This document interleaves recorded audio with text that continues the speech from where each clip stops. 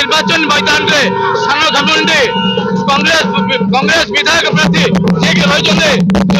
रमेश जेना आपण मैंने सीधा तौर पर चित्र देखी पड़े सर कौन कहे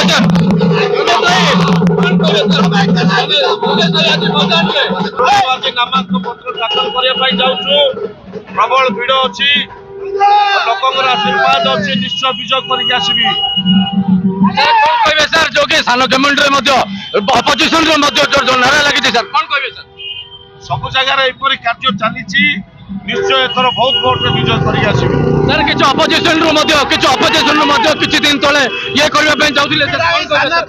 केवल रमेश जेना आउ किछि नाही एठी सर अन्य जन सर मध्य प्रतिक्रिया सर कौन सान खेमुंडी रे केवल रमेश जेना नारा आउ किछि केही नाहंती सर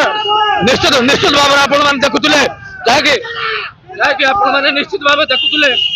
शुणुले जी कि सान खेमुंडी विधायक प्रार्थी देखुले आपण जी कि नामांकन पत्र भरवा शह शह एवं हजार हजार कर्मी गहन में जी कि नामांकन पत्र भरवा जाऊँ जे कि सान खेमुंडी उन्नति करने सहित जनसाधारण उन्नति करने से बचन अच्छा।